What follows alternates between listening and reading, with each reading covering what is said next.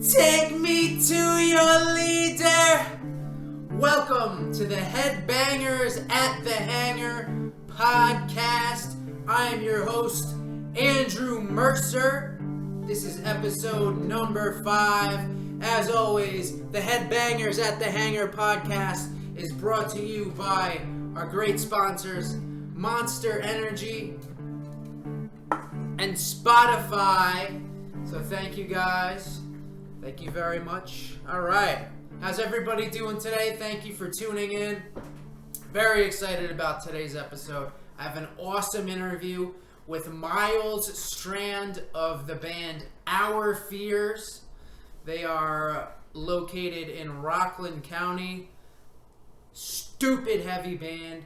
Stupid technical. Stupid skilled. Miles is actually a guitar teacher. He's just a virtuoso on the 6th string. Maybe as a 7th string too, I don't know. But very excited to get to that. I'm not going to do a lot of talking today. Again, big thank you to Dave Alexander of Sugar Red Drive. The last episode of the podcast dropped a few days ago, and already the views on YouTube have eclipsed the second highest. Well, obviously. Let me rephrase that. The episode that I just dropped with Dave is already the highest viewed episode on the YouTube channel. Again, that's Headbangers at the Hangar, Hangar. And if you wanted to write into the show and suggest a topic for me to talk about, just write in to headbangersatthehangar@gmail.com.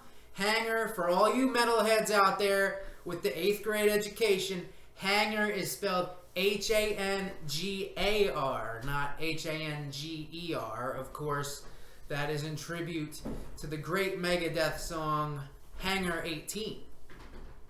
So again, thanks to Dave. So I came across Miles' band, Our Fears, probably about a month and a half ago.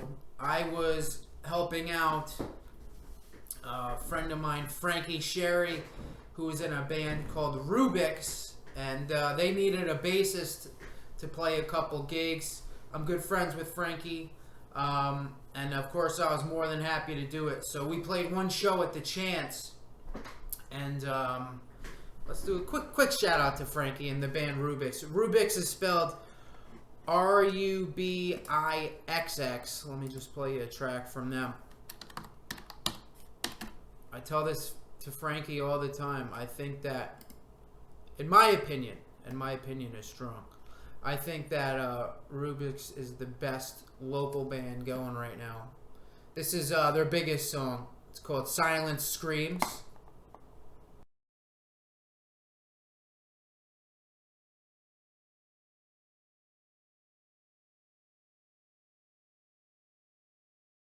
All right. So I had to abandon Spotify. Spotify, you don't need to be my sponsor. So I just tested this out. All right. Quickest. This is the longest shout out that I've ever heard of. But let's do this. Frankie deserves it. The great band Rubik's and all those guys.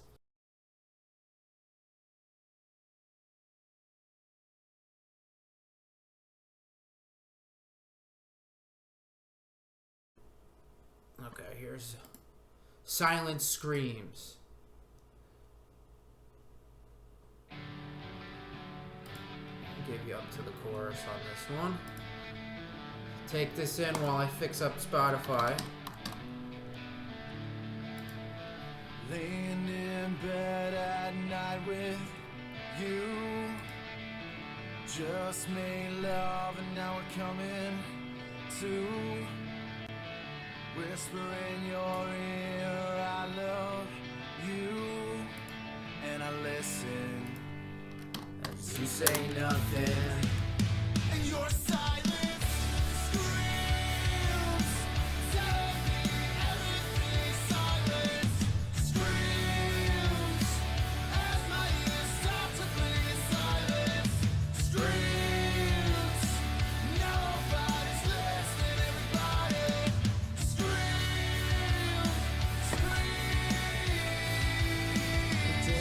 Alright, so that was Silent Screams from the band Rubik's. Alright, I think I got the Spotify back up and running. Alright, so anyway, Rubik's was playing at the Chance with Junket. They were the headliner. If you're in the Hudson Valley area in New York, you know Junket for sure. Rubik's was on there, and the opening band was Our Fears. And they were doing the sound check and stuff, and like they were doing some crazy shit just with the sound check. Like they were scratching on the strings and stuff like Gojira does. And then they came out, absolutely killed it. Like I said, stupid heavy. Let's give you some stuff here. Okay, so this is probably their most popular tracks as of now. This one is called I'll Kill Myself.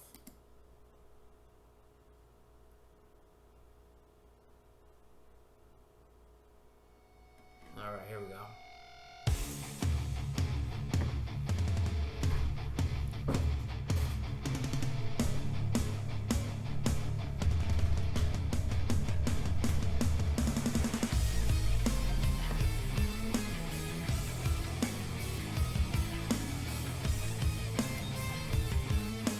Let's get some chorus action.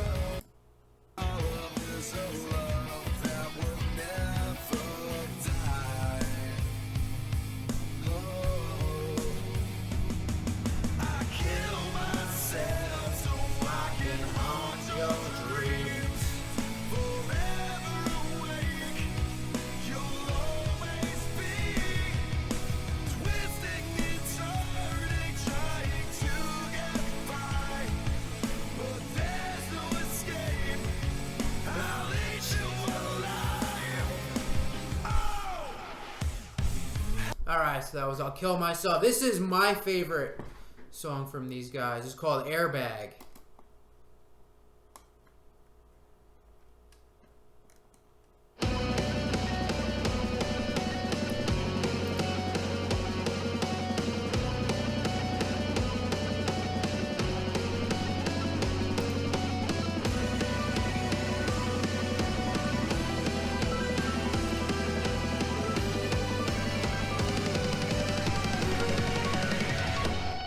$10 will get us home.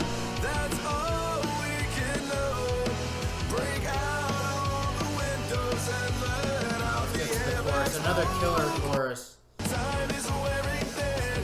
All the screaming and bones breaking have left my whole body shaking. I just wanted to get you home. I just wanted to get you home. I know your parents won't forgive me, but I hope they do forgive me for all the stupid things I've done.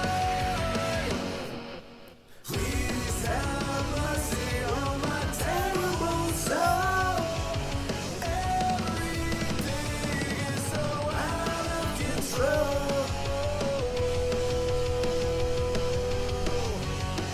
Alright, so that's Airbag. That's off of their first EP, Flawed. Of course, it's on Spotify. And then I like this band a lot too because they, the diversity of their tracks, I mean, you can hear it with the first two I played. Miles is a great singer. He belts out those choruses. He can also scream.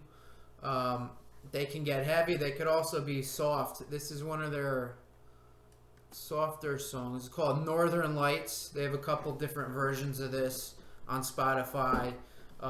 Electric, acoustic. This is the electric version. You know what? Let's do the acoustic version. Just so we can, while I find that. This is one of their newer singles. It's called Misleader. This is heavy.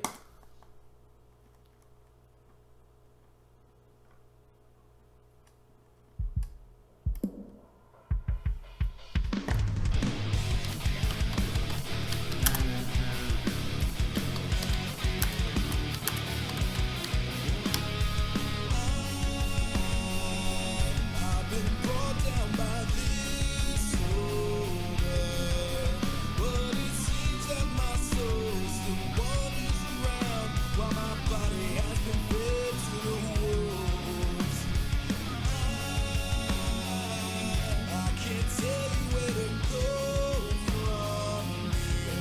chorus.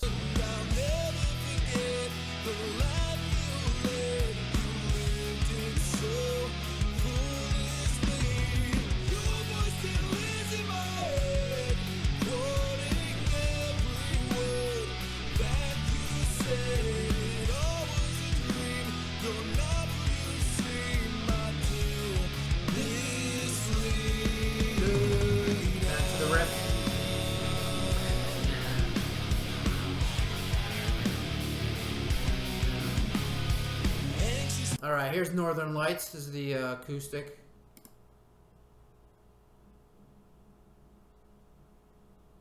Maybe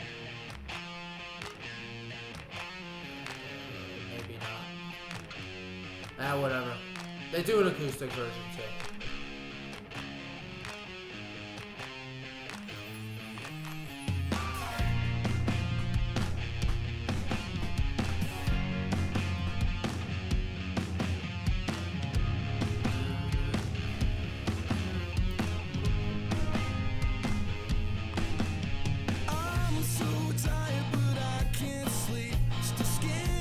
Nice clean vocals.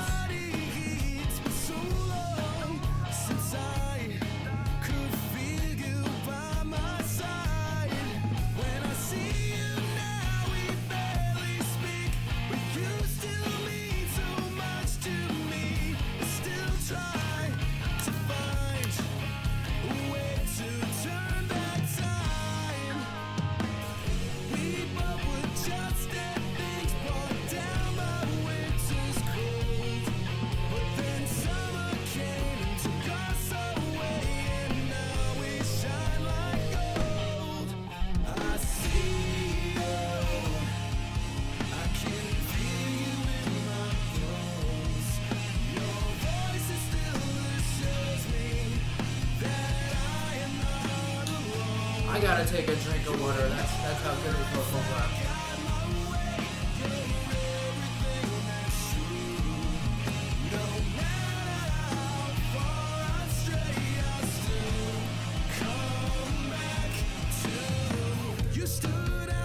That's Northern Lights. This is the last one I'm gonna play. This is their new single, Shots, which is very heavy. I did not do them justice in this intro, but when you're done listening to the episode, please go on their Spotify, Our Fears, check out all their stuff. These guys are awesome. And I was telling Miles when we did the interview, it's a shame that bands like this are not coming to the forefront for us metalheads, because me personally, I don't know how everybody else feels, but I'm having a hard time finding new good metal bands that I like. You know, for me and a lot of my friends, it's the new music that we're waiting for is new music from bands we grew up with in the early 2000s, like System of a Down, Korn, Slipknot, like Mudvayne's getting back on tour and stuff. But you very rarely hear about new bands that are coming up.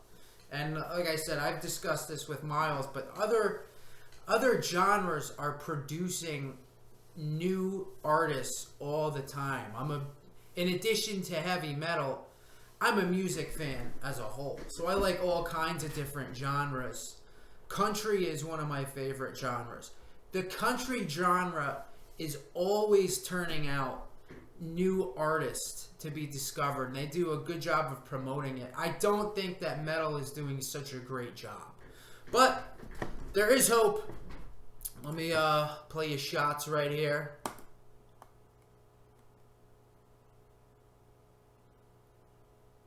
Dumb heavy song.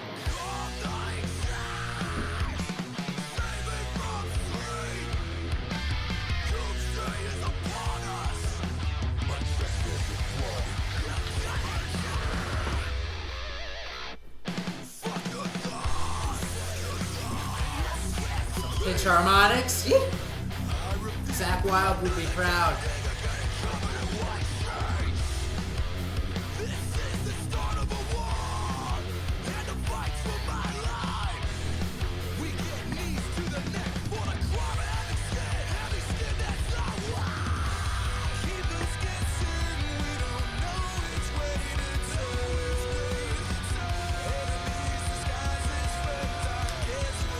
pretty sure that was Miles right there, but when they play live, they have a bassist, John, does all the backing vocals. Sounds very good.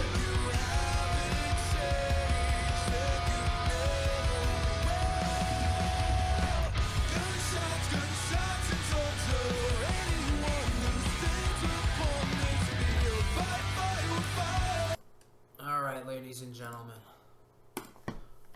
That's going to do it. On with the interview. I didn't say anything about aliens this episode. Nothing new to report. Just keep your ears open. Keep your eyes up on the skies. Remember, if you watch the episode on YouTube this week, which is really the only way to watch it, unless Spotify wants to come in on the hook. I'm just saying, Spotify, you gave Alex Cooper $60 million for Call Her Daddy. I'm not asking for 60 mil, but show you boys some love. Anyway, in the comment section, write in, tell me what you're going to be for Halloween this year. Headbangers at the Hangar. This is episode 5. Headbangersatthehangar@gmail.com. Write into the show if you want to participate. Have a happy Halloween, everyone. Again, thank you to Miles. Check out Our Fears. All right, Miles, what's going on, man? How are you? Good. So I'll just start off the podcast. When I listen to your band, it makes me very angry. Okay, because I'm a big time metal fan, and a metal fan like me, I'm into what I guess you would call mainstream metal, like Slipknot, Metallica, Mudvayne, that kind of stuff. Mm-hmm. But it seems to me like metal does a really bad job of bringing new bands to the surface. Like me and my circle of friends who like metal, it's always, oh, the new Slipknot album is going to be coming out. The new Korn album is going to be coming out. But you never really hear about new bands that are coming to the surface that you can get excited about. Mm. And then I heard your band for the first time a couple weeks ago, and you guys are fucking awesome. And why bands like that are not being exposed or coming to the surface for people who are starving for that kind of content, it just makes me angry. I just want to get that off my chest. You guys are heavy. It's melodic. It's killer shit, man. It's really good stuff. Just a little intro for people. I saw your band at the Chance, what was it, maybe a month ago now? Something like that? Yeah. A couple weeks ago. But, I mean, you guys just killed it, dude. It was, like, super heavy. All the guitars, just super technical. It was awesome. And then I followed up. I checked out your Spotify. I've been going through all this stuff. It's killer material, dude. Love it. I appreciate that a lot, man. Thank you. Yeah. So just take me to the beginning. When did you pick up your first guitar? Oh God. I got my first guitar when I was 6. I think it was an accident. I think my uncle had gotten into a fight with his boss at the music store that he worked at, and was kind of like, insert expletives here, and grabbed the closest guitar case to the door, only to get home and find that the guitar he grabbed was a lefty. So he was like, who do I know is a lefty? Nephew! And so I got a lefty guitar. I took it out of the case, and it hurt my fingers to try to play it. So I went back to riding my bike for like 2 years. It was electric guitar? Acoustic. Oh, okay. Yeah, it was a full. That's the best way to learn now, to get build up the finger strength. For sure. And but like I didn't have any sort of like real motivation to kind of like keep going with it, so I just didn't. Mm-hmm. And I think like my parents kind of knew that they couldn't force me to do it, because if they did, I would just like completely abandon it. So I kind of gravitated back to playing guitar around the age of 8, and I couldn't find a guitar teacher because they wouldn't teach anyone who was lefty when I was a kid. So I was just kind of stuck teaching myself, like sitting in front of the radio and trying to like find notes before the song ended. So a lot of what I know on the guitar I kind of taught myself early on, and then I didn't start taking lessons until I was in midway through high school, maybe. All right. So when you say you were kind of teaching yourself, like what kind of bands were you using to kind of get it down? Oh, I was a mess, man. I was listening to everything. So my dad's like a huge Rolling Stones fan, Yeah. so I was trying to learn a bunch of Rolling Stones songs, but I also listened to bands like Living Color, Fishbone, Bad Brains, Zach De La Rocha from Rage Against the Machine's first band, Inside Out. I thought was pretty cool. And then I was also listening to Queen and Elton John and stuff like that. So everywhere. Yeah, it's a little bit of everything. All right, so when did you start playing in bands? I like really started trying to put together a band probably in my in 8th grade going into my freshman year of high school. Cause like I had jammed with other people before then, but it was never anything serious. It was always just like everyone meeting up at the drummer's house. Cause he didn't want to pack up his drums and go anywhere. And we try to play something, nothing would happen instantaneously, so we'd all just kind of go back to riding our bikes and skateboards and call it a day. Yeah. But yeah, freshman year of high school, I tried to actually like put together a group, started writing songs and booking shows. And with that band, that was actually the first time that I actually played at the Chance in Poughkeepsie. So what was the name of that band? That band was called Silence the Feedback. So okay, what kind of genre are we talking about? It's like hard rock, like very sort of generic hard rock, like Godsmack meets Temple Pilots sort of stuff. Okay, yeah. But gotta walk before you can run, Exactly. yeah. Is that so? How old are you? I'm 31. How old are you? 34. Okay, so we grew up kind of with the same, we're familiar with the same kind of bands that were coming up as we were getting older.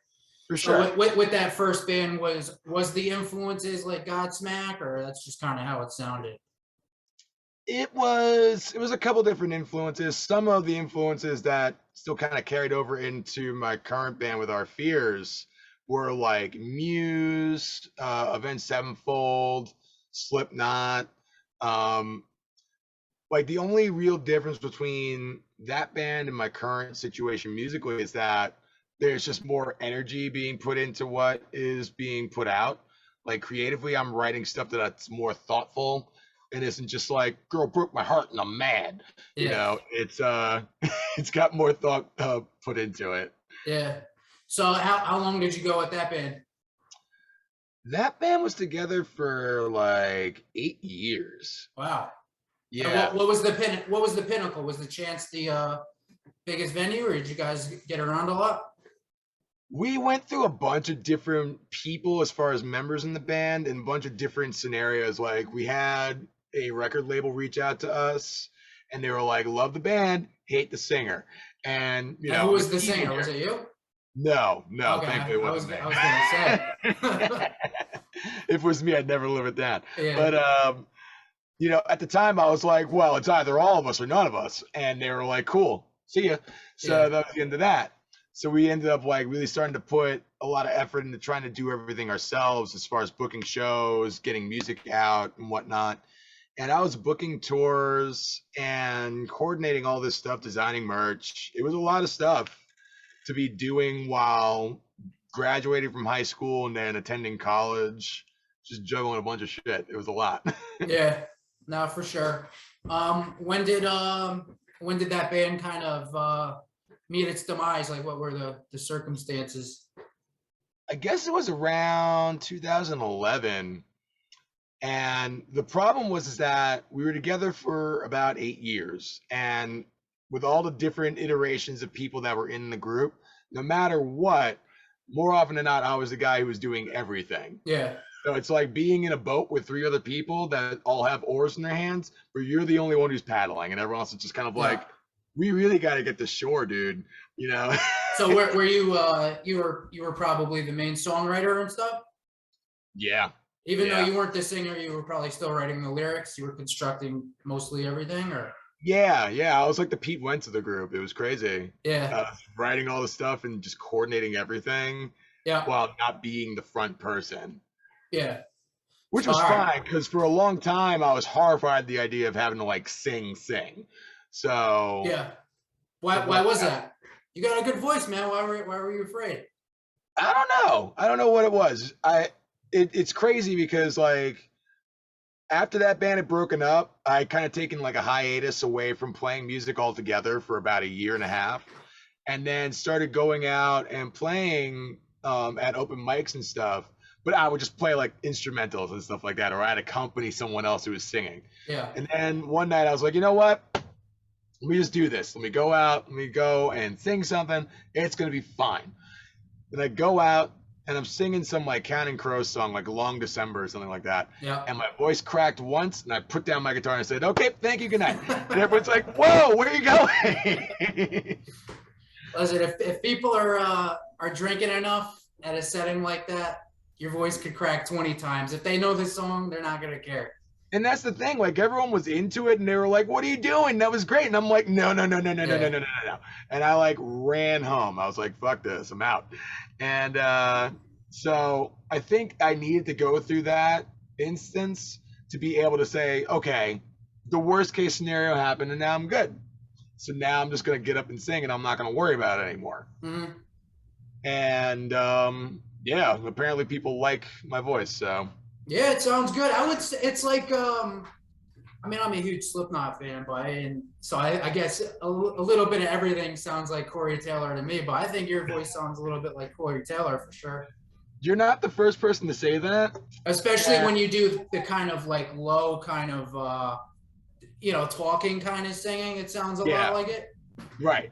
Yeah. Well, he's definitely an influence of mine because he has that sort of range and ability that I strive for, where he can sing, yeah, but he can also yell and scream and do that stuff consistently without like one kind of like being weaker than the other. Yeah. Like the singer from Avenged Sevenfold, he can sing, but he's got kind of like a whiny sort of scream at times now. Yes. And even before throat surgery, like during the days of like whatever that song was, Unholy Confessions or whatever, his screaming was still just like bah, bah, bah, bah, bah. Like it wasn't very noteworthy. Yeah, Corey's cool because it's so awesome that Stone Sour is the side project, and that they're big, because it's if you had just listened to Stone Sour in a vacuum and you had no idea what Slipknot was, and then you were like, oh yeah, he does this too, and then you put on like the first 2 Slipknot albums, Iowa and the self-titled one. Yeah. Really? But like you were saying, that you do the same kind of things where you can scream it out on some of the songs, and there's other songs where you're really mellow and it just all mixes really good. Thank you. Yeah. So all right, so the first band goes south. How does Our Fears get started up? Our Fears got started around 2000. Any of the same members, or those 3 guys are completely different from the first band? Completely different. I actually was doing auditions when I first was trying to put together a band, because originally I was just going into my buddy Ron's studio to record some music, just to have something recorded to kind of get back up and running with something, and didn't really know what I was going to do with it. And so I had recorded songs, I'll Kill Myself and Airbag, and I even did those were right off the beginning. Yep. Yeah. Wow, those are I really like that song Airbag. Thank you. Lot. And I know you did the stripped down version too. Is that I wanted to ask you, is that a true story?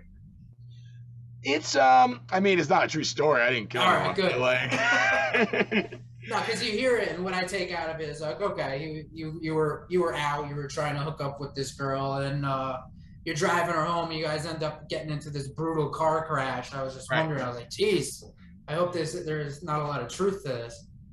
I mean, if that was the case, I probably wouldn't be able to go out and sing songs about it. But like, I did get into a car accident that kind of like inspired that song and that storyline to kind of come together.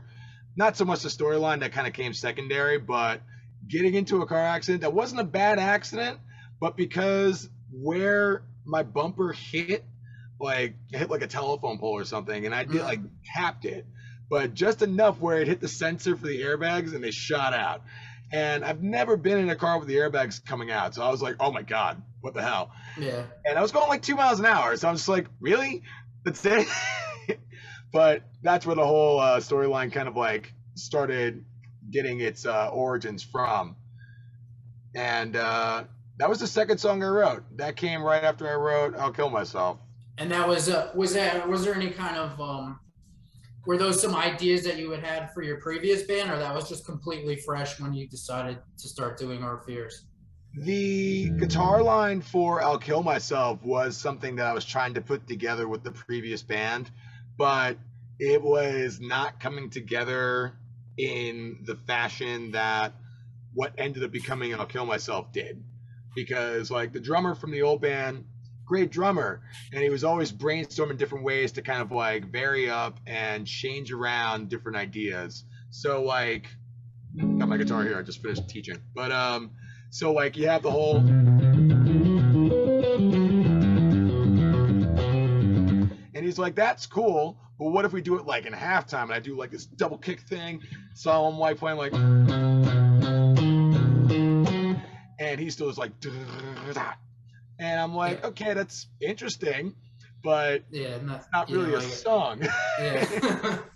Like we're just doing tricks now. We're not playing music. Yeah. But that was also part of the reason why I was like, I need something different to do musically. Yeah. So. All right, so you're in your friend's studio. You're working on some stuff. How do you get the other guys on board in the band? So, I had originally released "I'll Kill Myself" and "Airbag" as just like individual things. I don't even think I was referring to myself as Our Fears yet. I was just like, here's my stuff. Mm-hmm. And everyone kept asking like, when's your band playing out? And I'm like, no, there's no band. And you're like, you don't have a band, you got to get a band. And I'm like, I guess, do I? So I finally was like motivated to say like, yeah, let me put together something so that I can play this stuff out. I should, instead of just like making stuff and then putting it out and then like not doing anything with it, because it feels incomplete to do that to me. Yeah.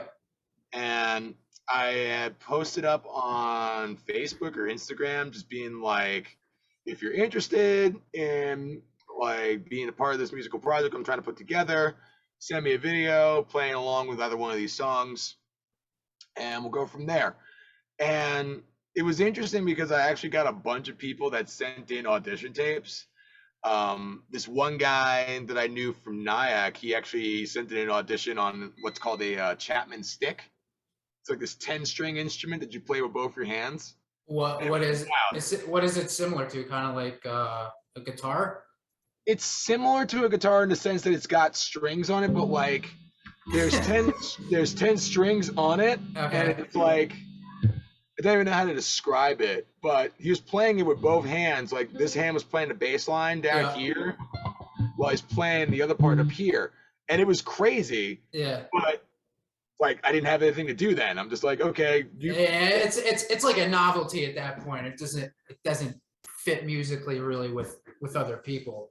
Right, because you're doing everything already. Yeah, like it's a YouTube video. Right. Yeah. So I ended up not going with him as far as like a guy, but John, the bass player, he sent in a video playing along with "I'll Kill Myself," and I was like, okay. And he's playing it just like he's a very good backup singer too. That too. I didn't know that at the time. Like I knew John from his previous band that he was in, because I had played shows with them when I was with my old band. And so like I knew you could do backup vocals, but like it wasn't something that registered in my head as like, oh yeah, that's another thing that John's good at. Not to say that I didn't think John was good at anything, but like I just didn't think about that. I was like, oh yeah, bass. And then he brought in Dan, and our drummer at the time, Paul, was this guy that I actually went to college with. So he reached out and he was like, dude, if you need a drummer, let me know. And I knew he could play drums. So it all came together. All right. So when as far as the music goes, was it basically you were in charge of writing pretty much everything, and then brought it to the table with them, and or was it more of a collaborative kind of thing? How was the writing process? For the most part, I try to keep everyone kind of in the loop in terms of the creative process. Mm-hmm. And I encourage everyone to really like bring forth ideas for different musical concepts or whatever. And for the most part, that's what went down with the first EP. Like Dan would come in, he'd bring like a riff my way, or I'd come in, they'd be like, okay, so I got this portion of a song written, and then we'd kind of brainstorm it and be like, oh, it would sound cool here. Let's try that. Well, what if we did this? And eventually we would come up with the songs in their final form. Yeah. And because like with the old band, I was definitely more controlling of everything just because I felt like I was the only person doing anything. So if anyone did suggest something, I was like, nah, I got it. I'm good. Yeah. But in this case now, I'm more welcoming to like say, what do you think? Yeah. And even with the last record that we put out, that was a real communal effort amongst us in terms of just like putting together the songs. John recorded the whole thing, and it was good. I like being able to work on a group project when like everyone in the group is involved. I don't like being like in high school where you're the one kid who's doing all the work while everyone else is waiting to get an A. Yeah, and with that too, it's you don't feel like, for me, I'd be like always kind of looking over my shoulder. Like if I brought everything to the table, it'd be kind of like, well, is so-and-so happy with this? And always so paranoid that everybody's okay with it. And if they're not, and they don't say anything, and then eventually they blindside you with, well, I've had enough of this shit, like blah, blah, blah. So it's, it's good that you guys are all collaborative. And anyway, Dan, he makes up a lot of those lead parts that he was playing. Yes. Yeah. For the most part, you guys are not playing the same thing. Like, you'd be doing the rhythm and he'd be doing his little licks and vice versa. And it played very well off of each other. Yeah. I like Dan's approach when it comes to the guitar in the context of this band, just because like he's thinking about the songs and sort of like the melodic ideas that will complement my chord progressions in a different way than I would think about it. Yeah. I think I'm more linear in how I think about putting melodies on top of chord changes, while he is more experimental and wants to do different patterns and different approaches. Stuff that I wouldn't readily think about, he just like comes up with. So what are some bands that he's into? He's interesting because he likes guys like Brad Paisley, and a lot of like more contemporary like country and pop stuff. But like he'll listen to some metal as well. We actually went to go and see Between the Buried and Me with Polyphia as the opener, like, I don't know, maybe 2 years ago. That was a good time. Yeah. And like I got him into bands like Polyphia, and he was like, yeah, this is dope. But he also likes bands like Issues, and I think that works out really well as something that is common ground for both of us, because it's got the pop sense to it, but it's also heavy as well. Yeah. And just the fact that we're not on the same page exactly, I think that's what really brings out the sort of like real chemistry between me and Dan's guitar playing. Yep, for sure. So is it your first EP? Is that was Flawed? Yep. Okay. And so I, like I said, I was going through you guys' Spotify and everything. I see one studio album. Is that right? That's Hopeless Hopeful? Yes. And that was what, 2018? Yes. And how did you guys record that? Did you guys have like a kind of an outside producer, or was that all in-house? You guys, that was completely independent? That album was a rough one because like we were recording it in-house. Like we used to have a studio space in Congers, New York, that we were using for just rehearsal and tracking guitars and drums and whatnot. And so we recorded majority of the album there. But then I wanted to add some other instrumentation, like different percussive elements, strings, pianos, and stuff like that. And so we were utilizing the space over at my old job. I used to work at a school of rock in New Jersey. Okay. And so like when it was like off business hours, me and John would meet up there and just use the keyboards and the drums and like whatever else we could find there. But also we were going into that record without like an actual drummer that was like full time in the band. So our buddy Anthony was helping out with drums. Our former drummer Tim was helping out with the drums on that record. And then Tim moved to Las Vegas. So then we went to Vegas to go and track drums. You guys all went to Vegas to record? Me and John met up with Tim in Vegas. It was so stupid. It was so elaborate. And like once we got everything recorded, we ended up bringing it over to this guy, Steven Kellner, and he did like the final mixing and mastering of the whole thing. And yeah, that was the first record. There's things about it that I would definitely want to go back and change as far as production is concerned, but rather than get hung up on that, I think I'm just trying to go into it with the mindset of what I want to do better for the next record. Yeah, I thought it was a killer album. I like the way that it's. I don't know. Are you a sports guy at all?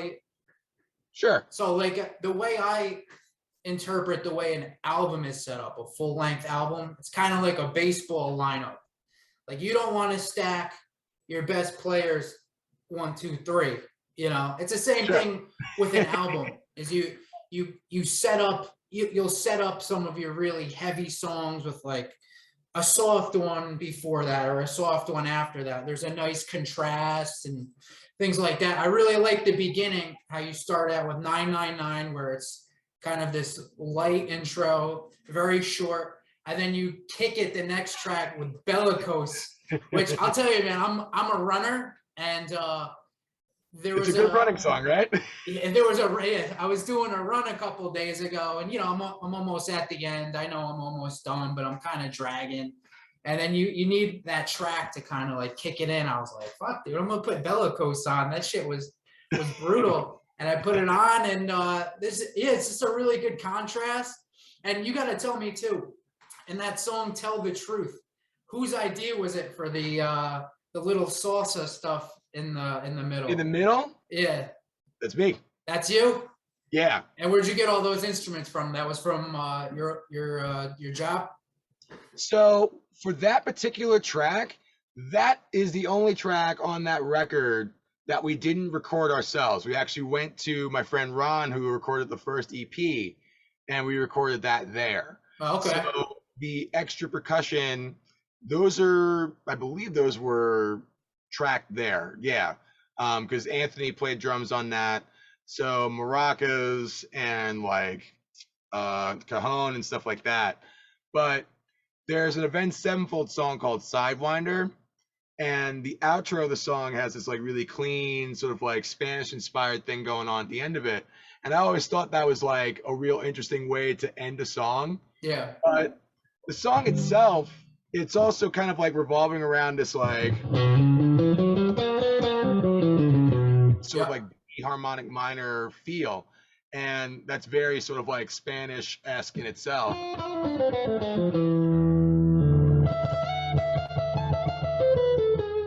So I'm always happy to try to incorporate stuff like that into whatever I'm doing. Yeah, definitely. It was definitely a switch up. Yeah. You go through the song and then that kicks in. It's like, damn, that's different, but it works, man. It works. And then you bring it back at the end. It mixes in good. I've always been a fan of bands that do sort of like different things dynamically within the same time of a single song. Yeah. Like I grew up listening to bands like I don't know if you ever heard of them, but Daly's Gone Wrong. They're from the Bronx. And then early on in the day, there was a ska band called Three Monkeys Named Bob. And I remember seeing them when I was like, I don't know how old I was, but they were doing a bunch of weird stuff. And I'm just like, okay, tell me more. I want to know more. But like Daly's Gone Wrong, they would have like breakdown sections in songs that were like a ska reggaeton breakdown. Ridiculous. Made no sense at all. And I'm like, yes. So, so what was kind of the reception of the album? How did you try to promote it? So the reception of the album was good, and we wanted to do more stuff as far as like promotional things for it. Like at the time, I was still working at my old teaching job, and so a lot of my students, they knew about the band and like their parents knew and whatnot. And I had a couple parents that came up to me and they were like, "You should make that album into a movie." And I'm like, "You got money for a movie? I'll do it." But one of them had suggested, well, actually, they had mentioned that Childish Gambino on one of his records as part of a deluxe version of it, he included like a screenplay that is complimentary to the album. And I was thinking that would be something kind of cool to do with that, but it never ended up being a thing that we ended up doing, just because like the rollout for the record was so rough, because things would be ready, they'd be on their way as far as like getting stuff ready to be printed and whatnot, and then we'd hit a snag, and there'd be another snag. Like we had the record release show in August. The record didn't come out until October, so it was really frustrating. And like by the time the record came out, I was like, just get it away from me, get it out there. You're so close to it, it's just like, all right, that's it.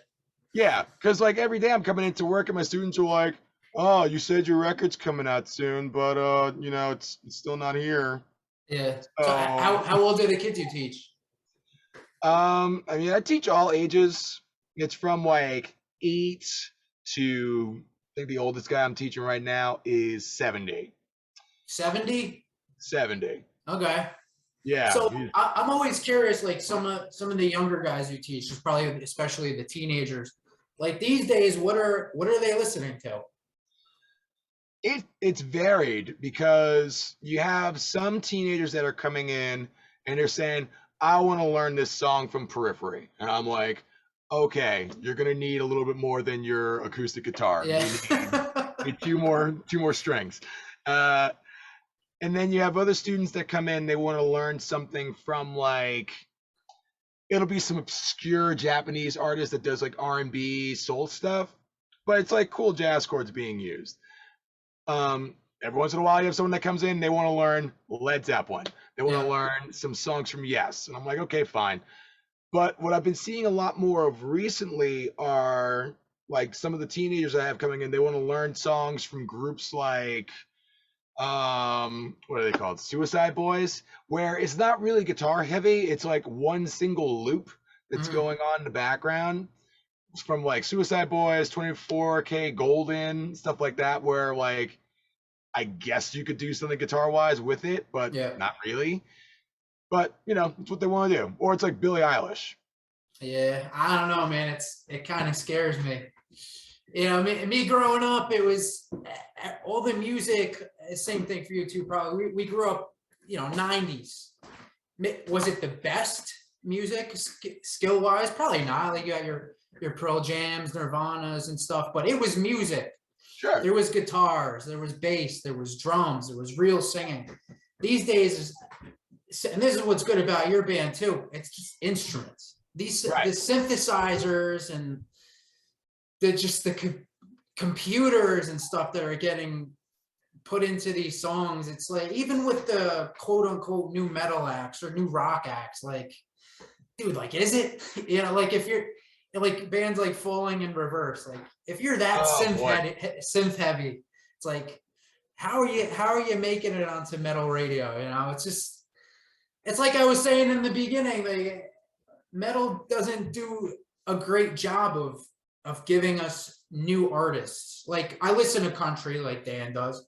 There's new country artists coming out all the time, and they're well promoted and stuff, even in like, you know, pop. Like Lil Nas X, that guy wasn't around like a year and a half ago. Like other genres produce new content, where I feel like metal is just, it's kind of at a standstill, you know? Well, it's interesting that you bring up the country thing, because for a long time with country music, at least country music as it was known for the longest time, like Grand Ole Opry country, it was very rigid and was treated as this tradition musically, that like if you deviated from it in any sort of way, you weren't doing something different, you were doing it wrong. And so there's definitely that sort of gatekeeping attitude when it comes to metal. But I think that what happens in terms of why there's no one that really stands out of the crowd in terms of metal music as a genre is because there's too much of an emphasis on trying to do something different and trying to stand out. So unless you're doing something that's different but is also catchy, like take baby metal, for example. It's absolutely absurd. It is. But it's great songwriting. Even Poppy, like the stuff that she put out on her previous record, that it's so weird, but it's like good, where I can sit down and listen to the record and be like, yeah, that was different. Okay. Yeah. Um, and with someone like Ronnie Radke and Falling in Reverse, it's different in the sense that it's different from what he originally started the band doing. But it's basically just like modern hip hop, really. Yeah. Like me and Ronnie, we hit a snag a little while back because I used to do like not reviews, but like reaction videos Oh yeah. on my YouTube channel. I did Okay. like 3 of them, and Ronnie Rack is kind of the reason why I stopped doing them. But like, someone was like, "Oh, you should check out this song, Popular Monster from Falling in Reverse," and I'm like, "Okay." So, because like I knew a Falling in Reverse from like The Drug in Me Is You Yeah. and songs like that, and I'm like, is this a parody of something? It always felt like it wasn't serious. It felt like it was Yeah. something made up, like a Weird Al song. Yes. And I heard that song and I was like, this is decent. I like it. I like it a lot. Even with some of the like sort of trap drums and dubstep sort of like elements incorporated into it, it still has something to it that is metal. Yeah. And because I said that I didn't listen to Falling in Reverse for a long time because of like Ronnie's face, and just like his face just pissed me off. And like I included a clip from Step Brothers where that one guy is like, I don't know, man, something about your face, just want to Yeah. because of all the people that are obsessed with Falling in Reverse flooded my video, like in the comment section. I gotcha. Yeah, and then he got a copy of the link to the video, and then he watched it on his Twitch stream and like totally mouthed off on me on there. And I'm just like, I'm sitting at work and my phone is just blowing up, and I'm like, this never happens. No one contacts me. And it's all these comments from people that are like, fuck you, man, Ronnie's the man. And I'm like, who's Ronnie? And then I realized that it's all from YouTube, and I'm like, oh no. Any one of those people, I would invite them to listen to just one of any Our Fears song. Compare it to what those guys are putting out. And if they still have something negative to say about you, then God bless them. But as far as musicianship and skill goes, it's not a comparison. Yeah, I mean, it's tough because, like, going back to the sort of standout musicianship in metal, because we exist in this time now where it's so much more accessible to be able to record a record and put it out and distribute it worldwide. Everyone can do it. Yeah. And so now it's like when you go to the mall and they have those kiosks where like they have all those little toy animal dogs that like walk a couple steps and then they flip, but they're on the floor, so you like have to acknowledge them being there. And they're selling t-shirts at another kiosk, and there's just like all these stores outside of the stores. There's so much stuff going on in the mall of music as far as our society is concerned that it's really hard to gravitate to one individual person.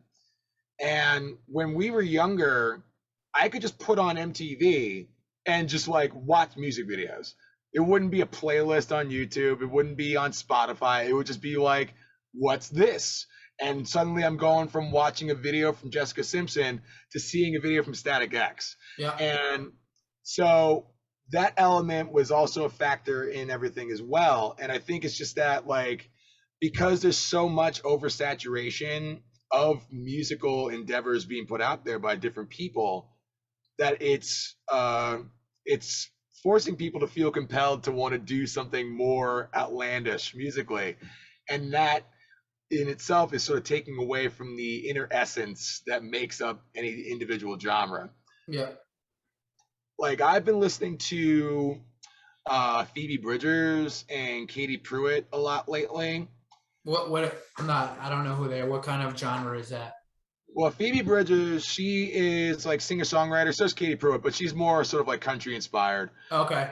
And but like Phoebe Bridgers is killing it right now. She was just on Jimmy Fallon's show like last week, and she put out a record called Punisher last year. And she's got like a real sensibility to what she's writing, where like I think it's really relatable to a lot of people, even though like a lot of her songs are super soft. the end of that album is like this whole like super heavy, just like screaming like it's the end of the world sort of thing. Yeah. And so I find that to be cool. It's just a different sensibility about the same genre, and I think that there should be an encouragement to push any given genre forward and do something different with it, but also do it within the context that you don't lose track of your initial identity. Yeah. And I feel like a lot of people these days don't have an initial identity. They're just kind of like throwing shit against the wall to see what's going to stick. Yeah. Yep, exactly. So with Our Fears, you guys just put out a song Shots, which is super heavy. That's one of your heavier songs. Yes. Going through the catalog. How is that doing? Good. A lot better than I thought it was going to. What are you guys doing to try to promote it? Because it sounds super clean. The production's really good. I mean, I don't see why that couldn't get some rotation somewhere aside from, you know, your kind of Spotify's and stuff like that. Have you reached out to like you know, Sirius or anything like that? What are you trying to do to promote it? I've been reaching out to a bunch of different outlets, and you know, I don't know what happened, but somehow the ending of the era where like record labels controlled everything, and that ending, it kind of just started over again. Yeah. Except like now it's the outlets that are presenting this music, the tastemakers, if you will, that are just like deciding like, no, we're not going to promote this. We're going to promote this other thing because they gave us $1,000. And so, you know, I reach out to different people and try to get them to like put eyes and ears on whatever we're putting out there. But I don't know, like there's a couple people that have done pretty good about having our backs. Like there's one, I guess they're a brand now, but they're called Punk Black. And so they put a lot of spotlight on people of African Americans and like black people in general that are doing like heavy music and punk music and stuff like that. So like they did over the lockdown a sort of world tour where everyone was like phoning in on Zoom or whatever and doing performances from home. So I did that for Our Fears, and they promoted us in the past. I reached out to a couple other outlets like Alternative Press and never got a response. Yeah.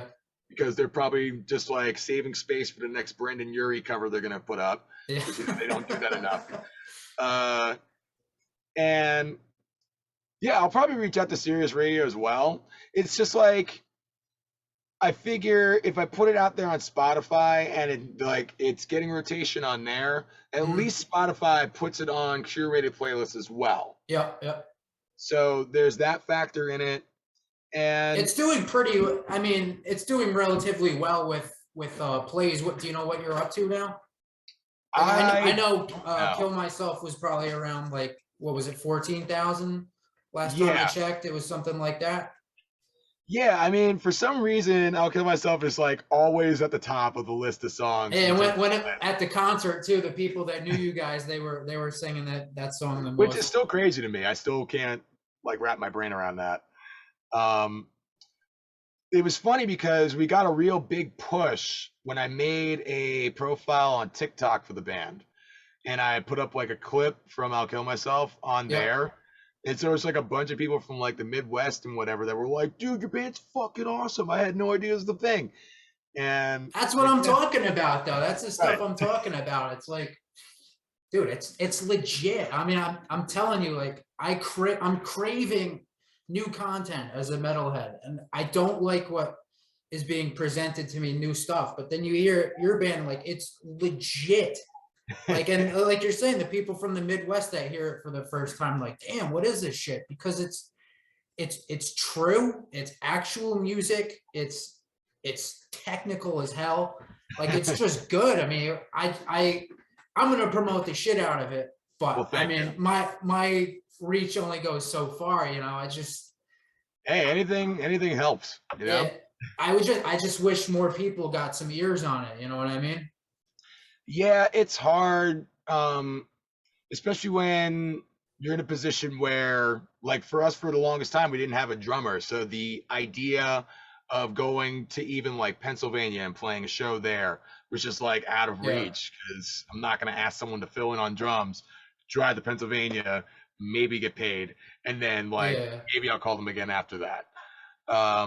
But now that we got Jorge on drums, Yeah, he is permanent now, the kid with the long hair. yeah, that show at the Chance was basically his audition. So I think he passed, yeah. He passed. No, he was great because I asked him maybe like 2 weeks before the show if he would be down to fill in on drums, and he like reached right back out and was like, "Yeah, dude, come in." And he learned the stuff. He didn't try to like dress it up overly, and he's just a good kid. So hopefully he sticks around for a while. Yep. All right. So, what are some future plans for the band moving forward? You writing? You work? You got any plans?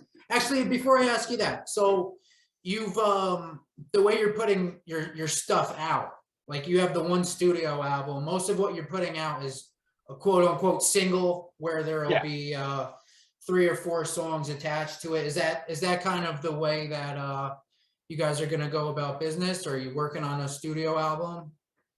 Well, The attention span is so different. It's so different these days too. You know, like if you give somebody an album with 13 tracks on it, the chances of getting them to listen to all 13 in one sitting is rough. So what direction are you looking to go in with that? Well, interestingly, I put out a poll on the band's Instagram story and just asking like, how would you prefer we put out new music? Would you prefer we do singles, a like 3 or 4 song EP, or do you want like a full on album?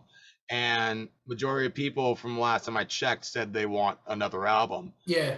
And I'd be down to do another album. The reason why Hopeful Hopeless worked out the way that it did was because there was this sort of continuity amongst all the tracks. I had like a bit of a storyline in mind for it. And so to release the songs as separate songs didn't make much sense to me. Yeah. We had put out Tell the Truth before the record came out. We also put out Northern Lights, but in the context of everything else, it made more sense. And I want to put out another record. I think that with what we have out so far between, Misleader, Alone I Stand, and Shots, I think I might be compelled to just like write additional material and have that be the record rather than have those be associated with another record. Okay. But we'll see. I've been working on new material. You know, like I kind of invested a lot into making like a sort of home studio when I was not able to leave the house for a year. Yeah. So now I have a bunch of recording crap and I have too many guitars now. So all I do is just sit here and just noodle. All right, man. Well, I'm looking forward to it. Anything that you guys put out, do you have new songs ready to go, or are you still kind of in the writing phase with a lot of it? I got like 2 songs that are just about done, but I'm on the fence about whether or not I want to like play them out before we actually start releasing any sort of like new record. But we'll see. Might throw them out on a whim at a show and like not tell anyone. Just be like, hey, by the way, this one's new, and just fucking do it. Yeah. All right, man. Well, I appreciate you speaking with me. Now, before I let you go, the name of my podcast is Headbangers at the Hangar. It's cool. Influenced by the Megadeth song Hangar 18 because I'm a big Alien guy and I like to talk about that kind of stuff. Do you have any opinions about what's going on in the world in that regard with the UFO sightings, aliens? Seen anything? Let us know. I saw stuff when I was a kid and I was on vacation in Florida. I remember we were at the beach and I saw these like yellow things that were like going across the skyline. And I took a picture of them. And, you know, obviously this is back when we had disposable cameras, so I didn't get to see the photos for like a week. And I finally took them out and I showed them to my parents and they're like, what are you talking about? Get out of here. And I'm like, how'd you not see it? But how old were you? I think I was like 9, maybe 8 or 9, something like that. Yeah. But, you know, like the idea that there's extraterrestrial life, I don't doubt it. I don't doubt it at all. Yeah. I feel like it's one of those things that's been kept a secret all this time. And the government tried it out in the trial being like, oh, by the way, all these astronauts and these pilots, they've seen these things over the years. And just to gauge everyone's reaction, and based on the reaction, they were like, okay, never mind. We're not going to talk about it anymore. Yeah. You guys aren't ready. It's funny because like with the COVID stuff, obviously that everything surrounding that takes precedent, right? So I feel like a lot of the stuff that's come out with the topic of aliens, stuff that the government has admitted, where you get these clippings in newspapers, a lot of it has come out within the last year and a half, when people are not so dialed into anything but COVID. So they feel like, all right, we could slip it in here. Oh yeah, by the way, we saw this thing flying over the Pentagon. No idea what it is. Exactly. And people like me, we pay attention because I'm interested in it. But people have a lot going on, and they don't. That's not their priority. I feel like if there is something and they know about it, it's going to be kind of a slow trickle of information. It'll be like, oh yeah, we saw a UFO, and then you keep going a couple of, oh yeah, by the way, we have a body part, and then eventually it'll be a body, and then over the years we'll already have gotten so much information where it's just kind of like, okay, we already knew, you've been telling us there's aliens, like, and we've gotten there without the big shock of it, but who knows how long that'll take. It's just like everything else in our society, where like when the pandemic hit, it was just a matter of time where I was thinking like, how long is it going to be before the first documentary about COVID comes out? Yeah. And then Spike Lee put out his thing. There's already like the New York Times thing about January 6th. And so if you put all the information out at once, that's it. You shot your load. You're done. Yeah, exactly. But if you disperse it out. Yeah. So we'll see what happens. All right, man. I really appreciate it. Like I've been telling you, I'm a big fan of the band. Thank you so much. Looking forward to more coming out. I'm going to promote the shit out of you guys as much as I can. It's awesome stuff. So I'm looking forward to seeing what you do in the future. All right. Yeah, man. I'll definitely keep you posted. All right. Thanks for coming on and joining us. All right, bud. Take it easy. All right, lady.